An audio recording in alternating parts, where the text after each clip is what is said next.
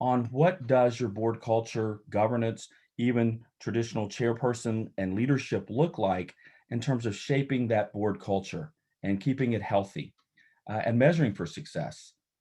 And then the subculture within a board, and that's within any organization. You have a culture and you have subcultures. And that's where leadership cascades down throughout the organization. Is the board meeting weekly with the executive director, with the CEO?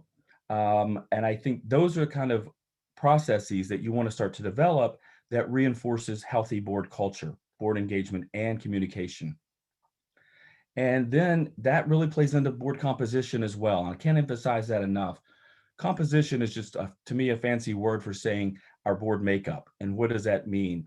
But really, I want the individuals at the table that have that diversity of thought as much as our physical diversity, ethnic, gender, and all those other characteristics that make up diversity when you think about it. But being very intentional as a board to saying, are we purposeful in diversity, equity, and inclusion? What do those discussions look like? How are we going above and beyond to help promote that space? And I think that is certainly something that every board needs to start examining, if not already, and many have and will continue. But this gets to the 21st century board and board leadership and what that looks like. And what are boards for this era that we're in now need to look like in terms of leadership, in terms of communication, being bold and having this self-identity, being fearless and not fear-driven. And that's why we emphasize the fear-driven board as kind of a cancer on the social sector, on the sector as a whole.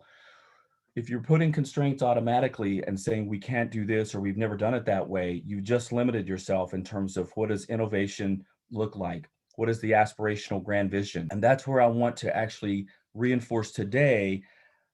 What is this new possible that allows a board to kind of step out of its own way in many instances and say, how can we redesign, reset, rethink, reimagine, and reinvigorate ourselves so that we have more engagement, more board members leaning in? And I'm going to totally emphasize this one phrase that I tell to all of our clients we work with: ambiguity is the enemy. If you don't know your part in the movie, if you don't know your role, if you don't know what you're doing on a committee, you're not going to be leaning in, you're going to be leaning out. You're going to say, I'm busy, I can't make it, I don't understand my role. And I think this is where we call it behavioral scripting. Everybody has a part in the movie. They know what their job duties are, their description, and their functional role, why they're there, why they serve. This is another question for board innovation. Does everyone have a title on your board? And it's not just your executive team. The executive committee is usually chair, vice chair, secretary, treasurer. One organization we work with, we made everyone VP of something: VP of marketing, VP of branding, VP of grants, communications. And I kind of like that because they at least knew that by that one title, their particular role as a board member. The other question is that we ask board members, and I love this question, how it's framed: what lights you up? Why do you serve? Why are you there? It's not just because your colleague brought you there. In some instances, it could be, but then why are you there year after year and connecting to the mission?